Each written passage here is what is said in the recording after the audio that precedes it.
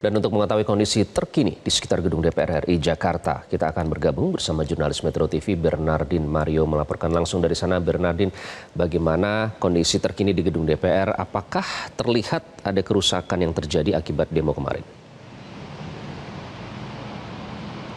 Ya Iqbal, aksi unjuk rasa massa yang menolak revisi Undang-Undang Pilkada memang menyisakan beberapa kerusakan fasilitas di gedung Parlemen MPR DPR, khususnya di Jalan Gatot Subroto, Senayan, Jakarta Pusat. Seperti salah satu yang ada di belakang saya ini adalah salah satu pagar yang kemarin memang dijebol oleh massa yang mulai marah, mengamuk karena tidak kunjung keluar putusan apakah DPR memakai revisi Undang-Undang Pilkada untuk diterapkan di Pilkada 2024 atau tetap mengikuti putusan MK nomor 60 dan 70.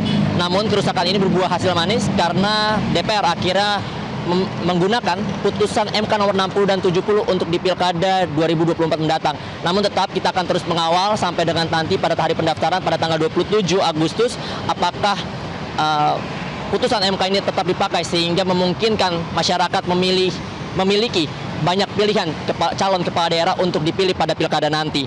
Dan memang keberhasilan masyarakat atau massa yang menolak RUU Pilkada untuk diterapkan di Pilkada 2024 ini tidak lepas dari berbagai macam peran yang kemarin memang hadir mengikuti aksi unjuk rasa di depan kantor MPR DPR RI.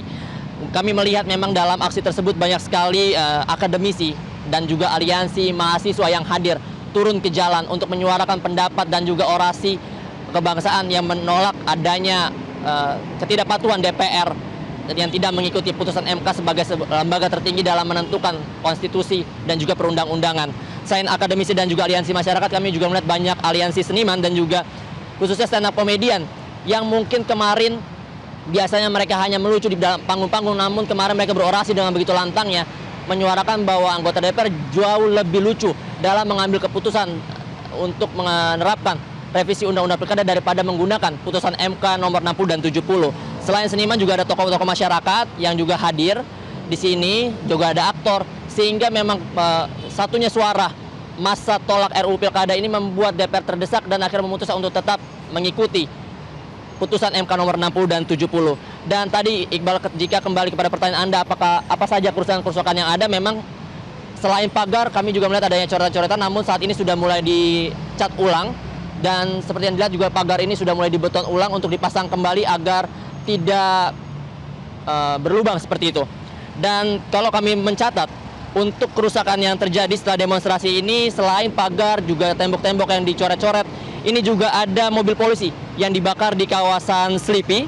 Kemudian juga ada kerusakan minor yang terjadi seperti tanaman-tanaman di gedung DPR. Juga ada, selain di Jakarta juga ada kerusakan yang terjadi di kantor DPRD Jabar dan juga DPRD Jawa Tengah. Karena aksi ini tidak cuma ada di Jakarta tapi di beberapa tempat, yaitu di Jawa Barat, kemudian Jawa Tengah, kemudian ada di Makassar. Sehingga memang aksi ini bukan hanya melulu untuk meloloskan salah satu calon yang ada di Pilkada Jakarta, tapi untuk seluruh daerah yang ada di daerah lain. Kemudian selain itu kami juga mencatat adanya demonstran yang ditangkap dan terluka. Dari hasil yang kami catat, ada 20 demonstran yang ditangkap, di mana data ini kami rujuk hingga pada pukul 20 waktu Indonesia Barat dari tim advokasi untuk demokrasi. Kemudian juga ada 3 demonstran yang mengalami luka serius dan juga 2 wartawan yang terluka dalam aksi tersebut. Memang dalam aksi tersebut sempat terjadi bentrokan antara massa tolak RUU Pilkada dengan polisi akibat kekesalan karena tak kunjung ada kepastian kejelasan dari DPR apakah masih akan tetap menggunakan revisi UU Pilkada atau tetap memakai putusan 60 dan 70 milik Mahkamah Konstitusi. Iqbal. Rencananya kan 2 hari ya Bernardin sebelumnya, tapi kemarin tepatnya tadi malam Sufmi Dasko Ahmad sudah bilang sudah dibatalkan. Jadi tidak akan ada lagi agenda revisi baik itu yang terang-terangan maupun diam-diam tidak akan ada.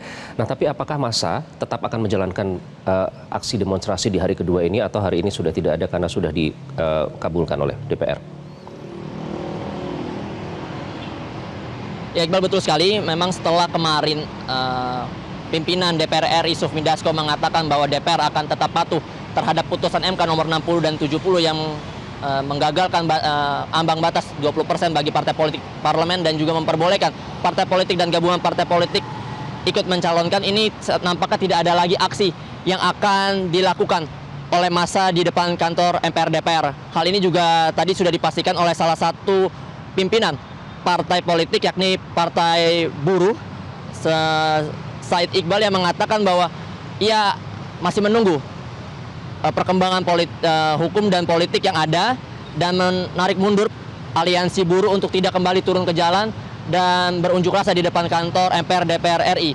Karena memang kalau dilihat putusan kemarin itu sudah sangat membuat masyarakat yang menolak revisi Undang-Undang Pilkada ini puas dan akan terus mengawal jalannya pendaftaran Pilkada sampai dengan 27 Agustus. Mengingat memang pada tanggal 27 nanti masih ada rapat paripurna yang akan diselenggarakan oleh DPR RI, sehingga masyarakat tidak ingin kecolongan terkait dengan adanya persekongkolan dari DPR untuk mengesahkan secara diam-diam RUU Pilkada sehingga dapat digunakan di Pilkada 2024. Karena menurut masyarakat ataupun massa yang menolak revisi Undang-Undang Pilkada ini, apabila Undang-Undang Pilkada milik DPR RI disahkan, maka akan membuat demokrasi di Indonesia ini semakin turun nilainya. Demikian Iqbal, kembali ke Anda di studio. Baik, Bernardin Mario melaporkan langsung dari Gedung DPR Jakarta. Terima kasih Bernard. Jelajahi cara baru mendapatkan informasi. Download Metro TV Extend sekarang.